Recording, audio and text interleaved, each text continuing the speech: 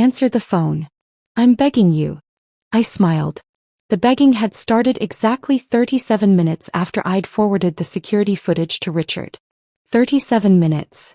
That's how long it took for Caleb's perfect world to crumble, for his corporate email access to be revoked, for his career to implode. My 40th birthday gift to myself. Justice. But let me back up. Let me tell you how this all began just 7 hours earlier. For a week, Caleb had been teasing me about my birthday. Your gift will blow your mind, he'd whisper, kissing my cheek each morning before leaving for work.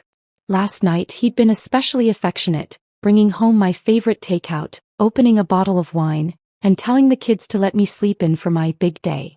I'd lain awake long after he started snoring, thinking about our 17 years of marriage. College sweethearts who'd built a life together. His rise through the corporate ranks at Sullivan and Pierce Investment Group. My decision to pause my legal career when Emma was born. The beautiful Atlanta suburb home we'd saved for family vacations at the beach every summer. I touched the delicate necklace he'd given me for our anniversary last month, wondering if my milestone birthday gift would be similarly thoughtful. The house was eerily quiet when I finally woke up.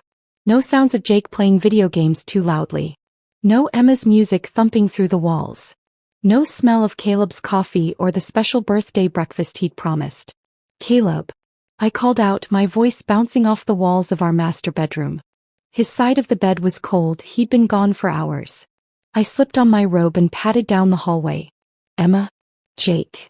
I pushed open their bedroom doors to find perfectly made beds, unusual for my teenagers, and conspicuously empty closets.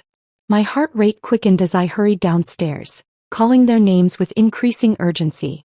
The kitchen was immaculate, untouched. I opened the refrigerator and found the ingredients Caleb had purchased yesterday: fresh strawberries, cream cheese, the special brioche bread I loved, still in their packaging. My birthday breakfast never made. That's when I noticed 3 toothbrushes missing from the family bathroom. Luggage gone from the hall closet. My children's favorite shoes absent from the entryway rack. I sank onto a kitchen stool, surrounded by family photos that suddenly seemed to mock me. The 6 of us at Disney World last year. Caleb's parents had joined us. Emma winning her debate championship. Jake with his science fair project. Family portraits where we all smiled like we meant it. My phone chimed from upstairs and I raced to retrieve it, hoping for an explanation. There were birthday wishes from college friends, my parents, coworkers from my old firm. Nothing from my husband. Nothing from my children. I texted Caleb, "Where are you guys?" The message showed as delivered. No response. I tried Emma. "Honey, where did everyone go?" Mom. Blue dots appeared, she'd seen it, then disappeared. No reply. Jake would answer me. Sweet Jake, who still hugged me in front of his friends. "Jake, please tell me what's happening." Read. No response. My hands shook as I opened Instagram. Emma lived on the platform. My breath caught as her latest post loaded. There they were. Caleb, Emma, and Jake, beaming beside an infinity pool that overlooked a spectacular cityscape. Palm trees. Impossible luxury. The Burj Al Arab visible in the background. The caption crushed what remained of my composure. Surprise vacation with the best dad ever. Hashtag Dubai, hashtag luxury life, hashtag spontaneous adventure. Daddy's treating us since mom's boring anyway. I stared at the post, reading and rereading the caption, trying to make sense of it. Daddy's treating us since mom's boring anyway. My daughter's words. My husband's smile. My family celebrating halfway around the world without me. On my 40th birthday. I scrolled through more photos. Them boarding a first-class flight. Checking into a resort suite with views that probably cost more than our monthly mortgage. Caleb raising a champagne glass while the kids held up virgin cocktails. All posted within the last 12 hours. My legs gave out and I slid down the wall to the floor, still clutching my phone. They'd planned this. They'd deliberately excluded me. For the next hour, I moved through our house like a ghost, touching familiar objects as if to confirm they were real. The anniversary photo on the mantle. The throw blanket we curled under for movie nights. Jake's soccer trophy. Emma's art projects that I'd framed with such pride. My sister called. Then my mother. I let their birthday wishes go to voicemail. At 11 a.m., I poured myself a glass of wine and sat at our dining room table. I pulled out the family calendar where we tracked everyone's activities. Flipping back through the pages, I noticed Caleb had blocked off this entire week as busy with no details. He'd never mentioned a trip. Never asked if I wanted to go to Dubai. Never suggested that he and the kids would be absent on my birthday. I tried to remember if I'd done something to deserve this. Had I been boring? Had I been so consumed with household management and supporting everyone else's dreams that I'd become invisible? Was turning 40 so disgusting to him that he needed to escape? Around noon, I wandered into Caleb's home office, looking for any explanation. The drawers of his desk were locked, but I knew where he kept the key, taped under his desk drawer, thinking I'd never look there. Inside the bottom drawer, I found what he didn't want me to see. Credit card statements he'd hidden from our shared financial management app. Charges for jewelry I'd never received. Expensive restaurant bills on Thursdays when he claimed to be working late. Hotel charges in our own city. And flight confirmations for 3 tickets to Dubai, purchased over a month ago. Among these papers was an expense report with a name that appeared repeatedly, Vanessa Jenkins. His executive assistant. The beautiful, eager 26-year-old who always laughed too hard at his jokes during company parties. Who always seemed to need his guidance after normal business hours. As I continued searching, my hand struck something hard in the back of his drawer. A phone I'd never seen before. Not his regular iPhone but a cheap burner phone. My fingers trembled as I turned it on. No password protection, he'd been careless. Perhaps he'd meant to take it with him but forgot in his excitement to abandon me. The text messages loaded and my world shifted permanently. Can't wait for Thursday night. Same time, same place. Wear that red thing. Caleb to Vanessa 2 weeks ago. Dubai will be amazing. He has no idea. Told the kids it's a special trip just for them. Caleb to Vanessa 1 week ago. Flight boarding. Freedom for a whole week. Kids think it's just a fun trip. Emma's already posting about it. Caleb to Vanessa yesterday. I set the phone down, surprising myself with my calm. The pieces were falling into place. The Thursday night client meetings. The sudden interest in working late. The decreasing intimacy at home. The way he'd begun criticizing my appearance, my hobbies, my conversation. I wasn't boring. I was being erased to make room for someone else.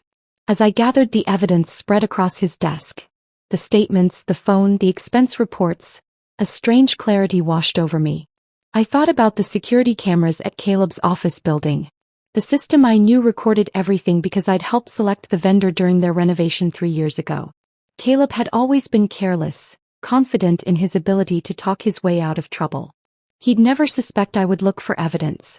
Never imagine I would fight back. I picked up my phone and scrolled to a contact I hadn't used in years. Marcus Johnson, head of security at Sullivan and Pierce. The man who owed me a favor after I'd helped his daughter get an internship at my old law firm. It was time to discover exactly what happened every Thursday night in Caleb's corner office. My fingers hovered over Marcus Johnson's contact information. Was I really considering this? In 17 years of marriage, I'd never spied on Caleb, never questioned his whereabouts, never doubted his fidelity. Trust had been our foundation, or so I thought. I glanced at the burner phone beside me, its screen displaying intimate exchanges between my husband and his secretary. The evidence was already damning, but something inside me needed to see the full extent of his betrayal with my own eyes. 3 years ago, Sullivan and Pierce had undergone a major security upgrade after a competitor attempted corporate espionage. As Caleb's wife with a legal background, I'd been asked to consult on vendor selection. I remembered walking through the office with Marcus, discussing camera placement, data storage and access protocols. He'd been particularly proud of the system's 2-year storage capacity.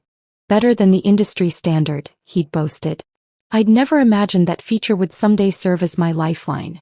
I rummaged through my desk drawer where I kept business cards, finding Marcus's buried beneath newer contacts. Taking a deep breath, I pressed the call button before I could reconsider. Marcus Johnson, he answered on the 3rd ring. Marcus, it's Michaela Harrington. Michaela. Long time no hear. How are you doing? Happy birthday if I'm not mistaken. His casual mention of my birthday tightened the knot in my stomach. Thank you for remembering. Listen, I need a favor and it's somewhat unusual. I heard hesitation in his silence. I'm listening. I'm putting together a surprise anniversary video for Caleb. I lied, my voice steadier than expected. I wanted to include some clips of him at work, The dedication that's made him successful. Would it be possible to access some security footage from his office? Another pause. That's not exactly standard procedure, Michaela. I understand. I wouldn't ask if it wasn't important. I infused warmth into my voice. Remember when I helped Amber get that internship at Collier and Walsh? She's thriving there now, isn't she? She is, Marcus admitted. Made junior associate last month. I'm so glad. We all need a little help sometimes, don't we? I let the implication hang between us. He sighed. Which dates were you thinking? Thursday evenings, actually. For the past month. I kept my tone conversational. Those late nights really show his commitment. Thursday evenings, he repeated, his tone shifting slightly. Did he know something? I can probably help with that. The system allows for secure temporary links that expire after 24 hours. Would that work? Perfect, I replied, relief washing through me. And Marcus? I'd appreciate your discretion. I want this to be a complete surprise. After finalizing details, I hung up and returned to the family calendar. The pattern was unmistakable now that I was looking for it. Every Thursday night for the past 6 months. Client dinner, late meeting, strategy session. Always vague, always on Thursdays. My mind drifted to Vanessa's hiring process 8 months ago. Caleb had insisted on personally handling the interviews for his new executive assistant.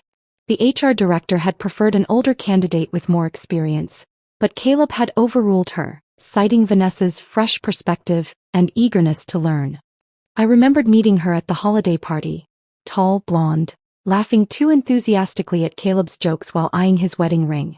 I thought about how Caleb's Thursday routines had changed subtly. The expensive cologne he normally saved for client meetings. The dress shirts that suddenly needed to be perfectly pressed. The later returns home, always with the faint scent of alcohol and excuses about networking.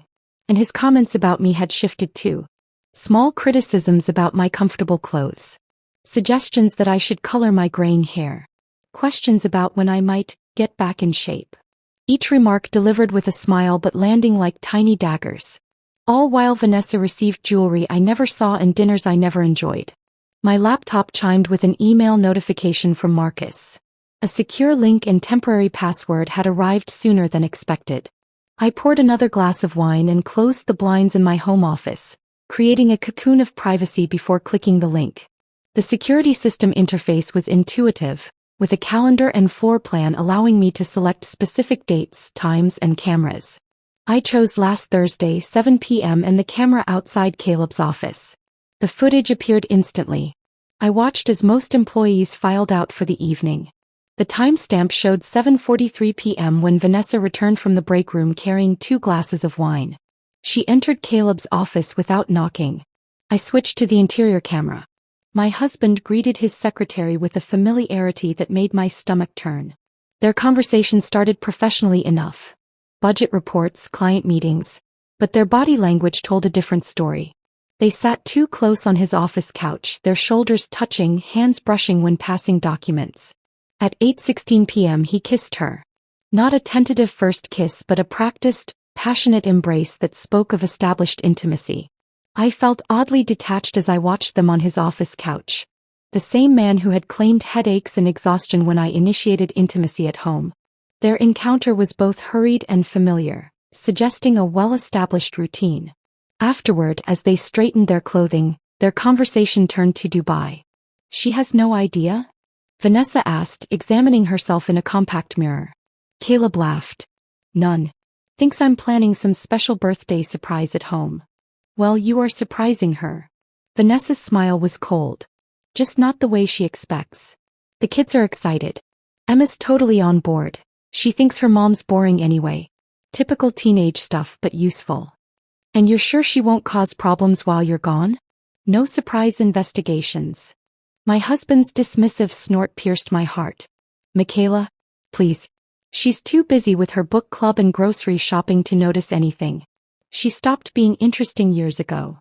I watched in stunned silence as Vanessa opened a small jewelry box. The purchase I'd seen on his credit card statement, revealing a diamond bracelet that matched the necklace Caleb had given me for our anniversary. It's beautiful, she breathed, trying it on. Only the best for you, he promised, kissing her again. And when I get back from Dubai, we'll discuss your promotion.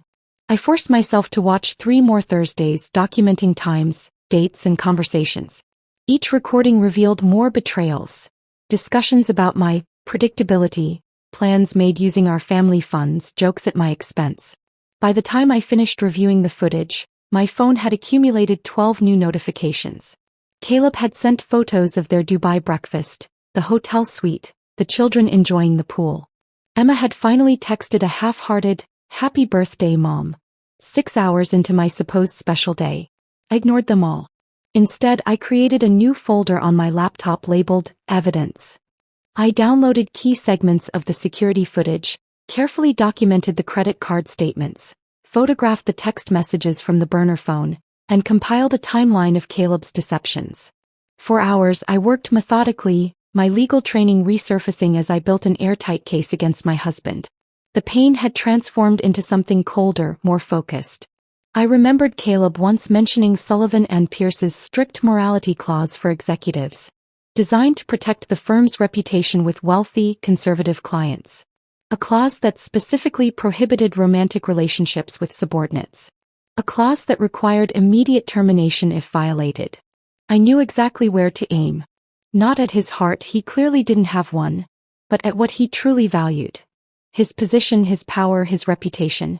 By sunset on my 40th birthday, abandoned by my family but armed with irrefutable evidence, I had formulated my response. I would not cry. I would not beg.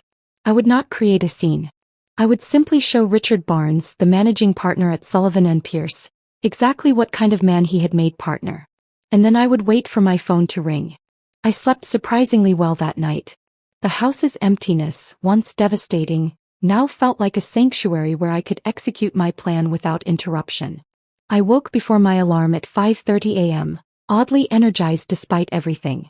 The morning sun filtered through my office blinds as I reviewed Sullivan and Pearce's employee handbook, the one Caleb had carelessly left in his desk drawer years ago. Page 42, Section 8.3, Executive Conduct and Morality Clause. I'd highlighted the relevant passages. Executives shall not engage in romantic or sexual relationships with direct subordinates. Violation constitutes grounds for immediate termination. Misuse of company resources for personal affairs represents serious misconduct. I'd practiced corporate law long enough to recognize airtight language when I saw it. Richard Barnes had built Sullivan and Pearce's reputation on integrity and conservative values. The firm managed billions for clients who expected impeccable behavior from those handling their wealth. Opening my laptop, I drafted an email with the precision I once reserved for legal briefs. No emotional language. No accusations of personal betrayal. Just facts, evidence, and direct references to company policy. To richard.barnes@sullivanpearce.com, Board of Directors at sullivanpearce.com. Subject: Urgent ethics violation, executive suite misconduct. Mr. Barnes and board members, it is with profound regret that I must bring to your attention serious violations of company policy by partner Caleb Harrington. The attached evidence documents. 1. An ongoing inappropriate relationship with executive assistant Vanessa Jenkins. 2. Misuse of company premises for personal activities during business hours. 3. Improper allocation of company funds for personal gifts and expenses. All violations directly contravene Section 8.3 of the Executive Conduct Policy. I've included timestamped security footage, expense reports, and documentation of company resources used to facilitate these activities. As someone who has always respected Sullivan and Pearce's commitment to ethical conduct, I felt obligated to bring these matters to your attention. Respectfully, Michaela Harrington, JD. I attached the most damning footage, carefully edited to include only the workplace misconduct and explicit discussions of misusing company funds. I added expense reports Caleb had left in his desk, highlighting charges for jewelry, dinners, and hotel rooms billed as client entertainment. My finger hovered over the send button, but I waited. Timing was crucial. The weekly executive meeting began at 9:15 a.m. every Tuesday. A meeting where all partners and board members gathered to discuss sensitive issues away from staff. Caleb had complained about these meetings for years, calling them old school. because Richard insisted everyone silence their phones and give full attention to the matters at hand. I installed an email tracking extension that would notify me when the message was opened. Then I made a pot of coffee and watched the clock. At precisely 9:15 a.m., as the meeting would be called to order, I clicked send. The notification appeared instantly. Email delivered successfully. By 9:23 a.m. the first read receipt arrived. Then another. Then 5 more in rapid succession. At 9:27 a.m., my phone buzzed with a text from Marcus. "What did you do?" "Security just got called to the executive floor." I didn't respond. Instead, I watched my tracking software show multiple opens, forwards, and downloads of the attachments. At 9:52 a.m., exactly 37 minutes after sending my email, an automated notification appeared in my inbox. This is an automated message from Sullivan and Pierce IT department. User: caleb.harrington@sullivanpierce.com. Status: access terminated. Effective: immediate. Authorization: executive level. My phone vibrated with an app notification from our home security system. I'd installed it years ago so we could monitor the house while traveling. The app also synchronized with Caleb's office security badge, allowing me to track his comings and goings, a feature he'd forgotten about. The notification read, "Office access, executive floor, security override." They were escorting him out. At 10:06 a.m., a brief email arrived from Richard Barnes himself. "Mrs. Harrington, thank you for bringing these matters to our attention. Sullivan and Pierce takes ethics violations with the utmost seriousness. Appropriate action has been taken effective immediately. Should you require any further assistance, please contact my office directly. Richard Barnes, Managing Partner, Sullivan and Pierce Investment Group."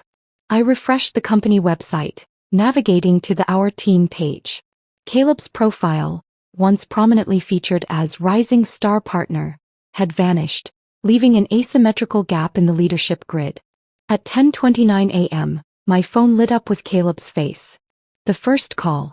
I declined it. He called again. And again. Text messages began flooding in. "What did you do? My access is revoked. Security just escorted me out.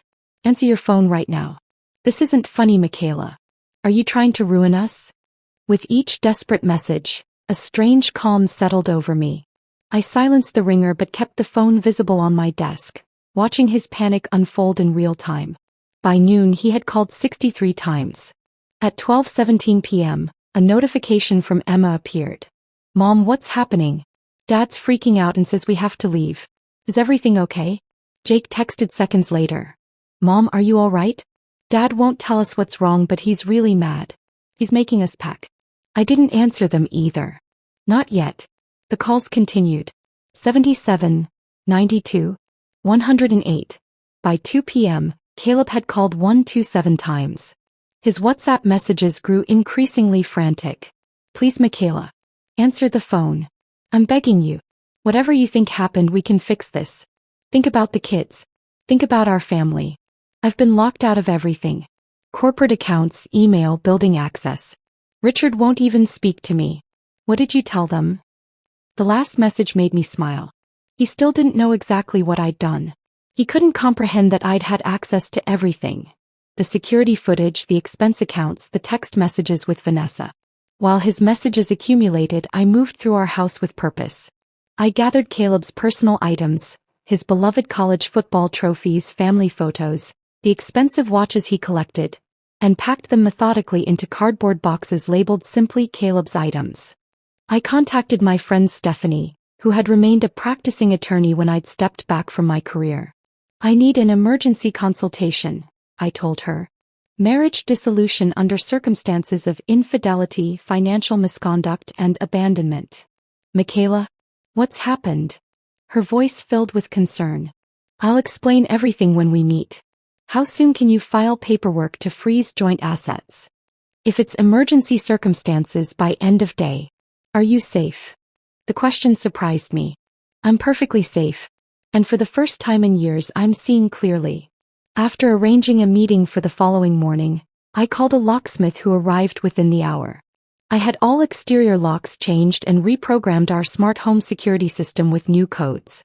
I contacted our bank and placed a temporary freeze on our joint accounts, citing potential fraudulent activity.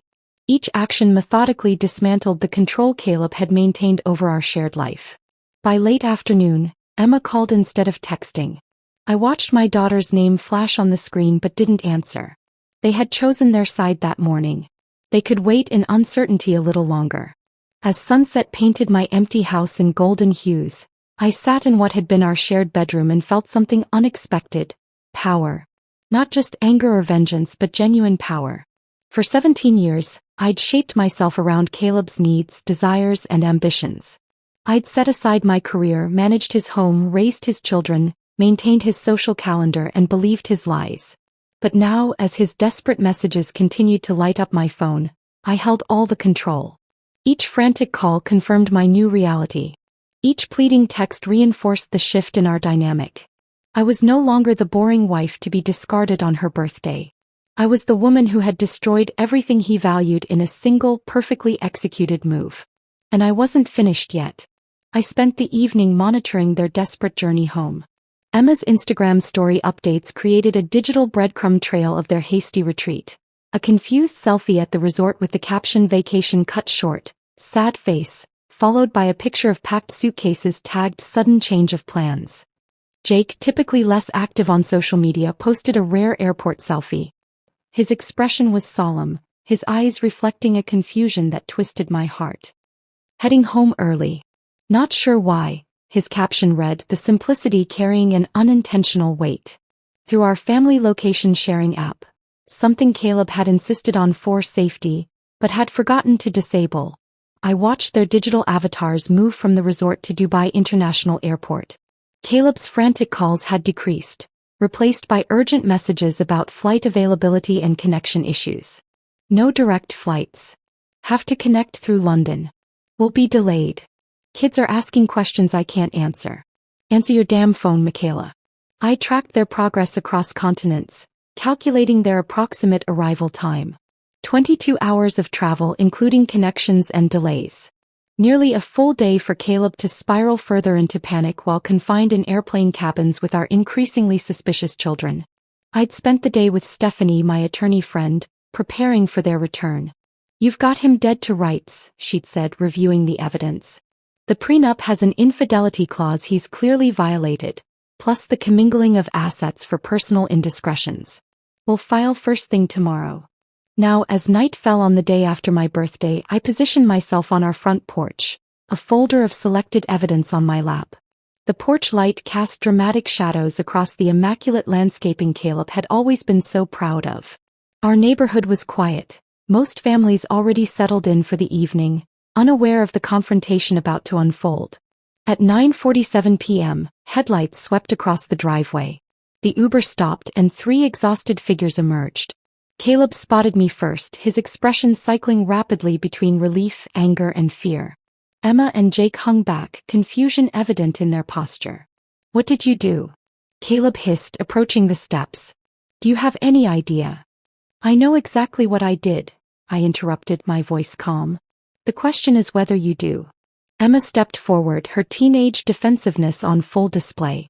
Mom, why didn't you answer our calls? Dad said there was an emergency. There was. I stood up, holding the folder against my chest. Just not the kind your father described. Jake remained silent, his eyes darting between us, sensing the tension that electrified the air. Kids, take your bags inside, Caleb ordered, not taking his eyes off me. The locks have been changed, I informed him. And they should stay for this. They deserve to know why their Dubai vacation was cut short. I opened the folder and handed Caleb the first printed screenshot. Him and Vanessa on his office couch, in a position that left nothing to the imagination. To his credit, he attempted to hide it immediately, but not before Emma caught a glimpse over his shoulder. Dad. Her voice cracked with uncertainty. It's not what it looks like, he stammered, the most cliched response possible. It's exactly what it looks like, I countered, my voice steady as I produced another image. Your father has been having an affair with his secretary for months. The same period he's been telling me I'm boring and unattractive. Caleb's face contorted. Don't do this in front of them. Why not? You did. I turned to our children. While I was home alone on my birthday thinking you were all planning a surprise, you were actually part of your father's cover story. He used you both as shields for his affair. Emma's defiance faltered. That's not true. He said you were too busy and stressed for a vacation. Did I look stressed in the dozens of unanswered birthday messages I sent yesterday? I asked softly. Or did I look like someone who woke up to an empty house on a day her family should have been celebrating with her? Jake stepped forward, tears streaming down his face. I told you we should call Mom first, he said to Caleb. I didn't want to leave without telling her. You needed to control the narrative, I continued, addressing Caleb while handing the children printouts of their own social media posts. So you manipulated our children into believing I was boring and disinterested. Emma stared at her own Instagram caption. Daddy's treating us since Mom's boring anyway. Her face paled. Did you suggest that wording? I asked her gently. Her eyes so like mine filled with tears. Dad said it would be funny. That you'd laugh when you saw it later. Caleb stepped toward the door. This is ridiculous. We're all tired. Let us in and we can discuss this like adults. Like the adult who abandoned his wife on her birthday? Or the adult who expensed jewelry for his mistress on our family credit card? Emma gasped and Jake made a small wounded sound. Here's what's going to happen, I said, maintaining the composure I'd practiced all day. Jake and Emma can come inside.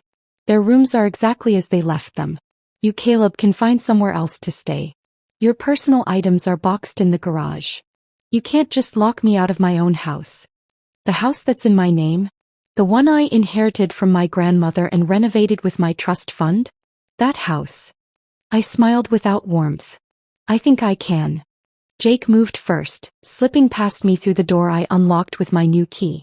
Emma hesitated, torn between the parents she'd always seen as a united front. It's okay, Em, I said softly. This isn't your fault. None of it is. Dad? She pleaded, looking back at him. Caleb's face hardened into something ugly. Your mother has clearly lost her mind. She's trying to destroy our family because she's jealous and vindictive. The accusation hung in the air for a moment before I responded. Emma, check your father's phone. Look for messages from Vanessa. Don't touch my phone, Caleb snapped, but Emma had already seen enough in his reaction. She walked past me into the house, her shoulders shaking with silent sobs.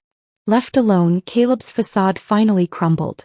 You've destroyed everything, he whispered. My career, my reputation. You did that yourself, I corrected him.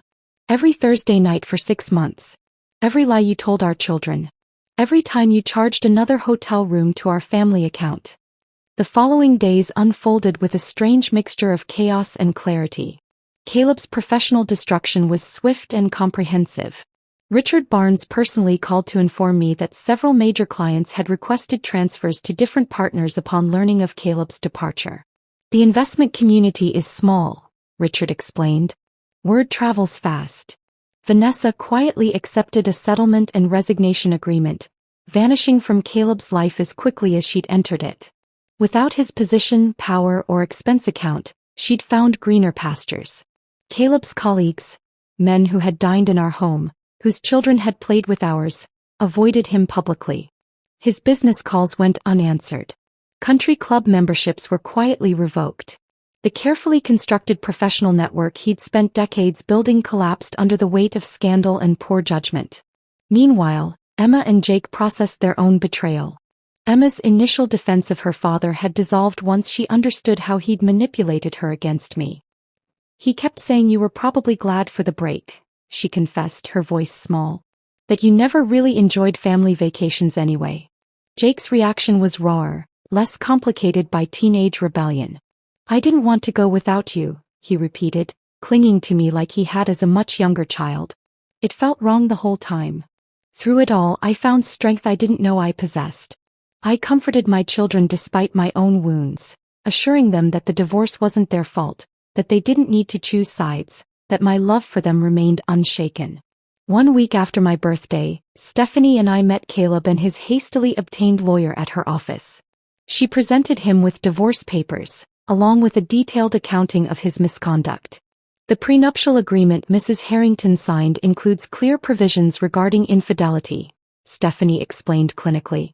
Section 3.2 specifically voids the community property provisions if either party engages in extramarital affairs. Caleb's lawyer flipped through the document with growing concern. Additionally, Stephanie continued, we've documented extensive misuse of family funds for personal indiscretions, including but not limited to jewelry, hotel rooms, and the recent Dubai trip. She slid across a spreadsheet detailing every questionable charge, each one meticulously categorized and dated. We have 3 witnesses prepared to testify regarding Mr. Harrington's character and conduct, should this proceed to court. Stephanie's tone made it clear this wasn't a path he wanted to take. However, Mrs. Harrington is prepared to offer a reasonable settlement. The terms were straightforward. I would keep the house and primary custody of the children. Caleb would retain his personal investments and certain assets acquired before our marriage. He would provide reasonable child support but no alimony. I didn't want or need his money. Most importantly, the settlement included a confidentiality agreement. In exchange for a quick uncontested divorce, I wouldn't publicly share the details of his misconduct beyond what was already known. You're being surprisingly generous, his lawyer noted with confusion. I'm being practical, I corrected him. I want this chapter of my life closed quickly so my children and I can move forward. As Caleb signed the papers, his hand trembling slightly, I realized the final truth of our marriage. Even in its destruction, he had never truly seen me. He had underestimated my intelligence, my resilience, and my capacity for calculated justice. It was the last mistake he would make at my expense. I didn't expect healing to begin with silence, but that's exactly how it started. 2 weeks after signing the divorce papers, I sat in Dr. Eleanor Mason's softly lit office, unable to speak. The words were there, 17 years of them, but they remained trapped behind a lifetime of accommodating everyone else's needs before my own. Take your time, she said, her voice gentle but firm. This space is yours. Those 4 words unlocked something profound. My space. My time. My healing. Our weekly sessions became the foundation of my recovery. Dr. Mason helped me identify patterns I'd never recognized, how I'd gradually diminished myself to elevate Caleb, how I'd internalized his subtle criticisms until I believed I was indeed boring and unworthy. You built your identity around being his wife, she observed during our 3rd session. Now you get to discover who Michaela really is. That journey began with small steps. I dug out the watercolor set I'd abandoned when Emma was born. My first attempts were clumsy, but the joy of creating something solely for myself felt revolutionary. I joined a book club, not the one Caleb had mocked for being suburban and predictable, but one focused on women's journaling and self-discovery. Most significantly, I reconnected with friends who had gradually disappeared from my life. Lunch with my law school roommate revealed a painful truth. We stopped inviting you because Caleb always had an excuse, she admitted over salads. He'd say you were too tired or busy with the kids. Eventually, we thought you just weren't interested. Similar conversations with other friends revealed how methodically Caleb had isolated me under the guise of protection and family priorities. Each reconnection felt like reclaiming a piece of myself that had been systematically removed. My journal became a sanctuary where I processed anger that sometimes overwhelmed me in unexpected moments. Today I found his old running shoes in the garage and threw them in the trash. I wrote one evening. Then I felt guilty and retrieved them. Then I felt angry for feeling guilty and threw them out again. Progress isn't linear. The children's healing progressed alongside mine. Emma, initially devastated by her unwitting role in Caleb's deception, withdrew into herself. Jake became clingy, afraid I might disappear if he didn't keep me in sight. Their mandatory visits with Caleb, now living in a downtown apartment, often ended with emotional aftershocks that reverberated through our home. I established new family traditions to replace ones tainted by betrayal. Our Friday movie nights, once curated by Caleb who controlled the selections, transformed into a democratic process where everyone got equal votes. Sunday brunches, previously rushed affairs before Caleb's golf games, became leisurely gatherings where conversation flowed freely. Family counseling provided a neutral space for Emma and Jake to express their complicated emotions. I'm mad at Dad, but I still love him, Jake confessed during one session. Does that make me disloyal to Mom? Love isn't a finite resource, our counselor explained. Loving your father doesn't diminish your love for your mother. Emma's healing was more complex, her teenage identity intertwined with her perception of our family. "You're different now," she observed one evening as we prepared dinner together. "Another new tradition. You laugh more." "I'm remembering who I was," I told her, "and discovering who I can be." "I'm sorry about that Instagram caption," she whispered, her voice catching. "I would never have posted that if I'd known." I pulled her into an embrace. "I know, sweetheart. We were all manipulated in different ways. This new vulnerability between us, my willingness to share appropriate aspects of my own healing journey, strengthened our bond in ways I hadn't anticipated. My children began to see me as a whole person, not just their mother, and that perspective shift created space for authentic connection. 3 months after the divorce filing, Richard Barnes called with an unexpected proposition. "Sullivan and Pierce is establishing a new ethics compliance division," he explained.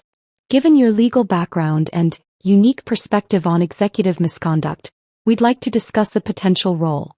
The irony wasn't lost on me. The firm that had once been the site of my deepest betrayal was now offering professional redemption. "I'm not interested in being a cautionary tale," I told him frankly. "That's exactly why you're perfect for this," Richard countered. "You understand the human cost of ethical breaches. And frankly, several of our female executives specifically requested your involvement." After careful consideration and discussions with my therapist, I accepted an interview. Walking into Sullivan and Pierce's headquarters felt surreal, but also empowering. I was no longer Caleb Harrington's wife but Michaela Harrington JD, professional in my own right. The position they offered was tailor-made. Flexible hours that accommodated my family responsibilities, challenging work that utilized my legal expertise, and the opportunity to develop policies that might prevent others from experiencing what I had endured. After completing refresher certifications in corporate compliance law, I stepped back into professional life with a confidence I hadn't felt in decades. 6 months after my ruined 40th birthday, I faced Caleb for the final divorce proceeding. The man who entered the conference room barely resembled the husband I'd known. His designer clothes hung loosely on his frame, gray had appeared at his temples, and the charming confidence that once defined him had vanished. "You look well," he offered, his tone suggesting surprise. "I am well," I replied simply. As our attorneys finalized the agreement, Caleb attempted one last manipulation. "I've been doing a lot of thinking," he began, his voice lowered for privacy. "We built a life together, Michaela. 17 years. The kids need stability. Maybe we could consider counseling, a fresh start." I cut him off gently but firmly. "There's no going back, Caleb. Is this really what you want?" His voice held a dangerous edge. "To tear apart our family over one mistake?" I met his gaze directly. "This is what you created. I'm simply moving forward." Before leaving, I placed a small velvet box on the table between us. Inside was the anniversary necklace he'd given me, the twin to Vanessa's bracelet. "This doesn't belong to me," I said quietly. "It never did." I walked away without looking back, my attorney's heels clicking alongside mine as we exited the building. Outside, spring sunshine warmed my face. For the first time since my birthday, I felt something close to genuine peace. My 41st birthday arrived on a perfect April morning. No elaborate promises, no mysterious hints about mind-blowing gifts. Instead, Jake knocked on my bedroom door at a reasonable hour, proudly carrying slightly burned toast and fresh coffee. "Emma's decorating downstairs," he whispered conspiratorially. "She made me promise not to tell you." Downstairs, my daughter had transformed our dining room with handmade paper flowers and a banner she'd clearly stayed up late creating. "Mom's rebirth day," it proclaimed in glittering letters. My parents arrived bearing favorite childhood dishes. Friends came with thoughtful gifts that celebrated my rediscovered passions. Art supplies, books, hiking gear for the weekend trips I'd begun taking with a women's outdoor group. My sister brought photo albums from before I'd met Caleb, visual reminders of the vibrant, ambitious woman I'd once been and was becoming again. As Emma carried out the cake she'd baked herself, chocolate with buttercream frosting, my favorite rather than Caleb's preferred carrot cake we'd had for years, I felt tears welling. "I'd like to make a toast," I said, raising my glass. "To lessons learned the hard way. To resilience found in broken places. And to all of you who helped me remember that life's most valuable gift is authenticity. Later, as guests departed and my children cleared away plates, I stepped onto the back porch of the home that was truly mine now. The garden I'd planted in the weeks after the divorce was beginning to bloom, new growth emerging from freshly turned soil. Like me, I thought watching the sunset paint the sky in brilliant colors. This wasn't the life I'd planned. The journey here had been painful beyond imagination. But standing in my garden, surrounded by people who valued me for exactly who I was, I realized that Caleb had accidentally kept his promise after all. My 40th birthday gift had indeed blown my mind, just not in the way anyone expected. It had shattered the comfortable illusions I'd lived within and forced me to rebuild something authentic from the ruins. And that painful gift of truth had ultimately set me free.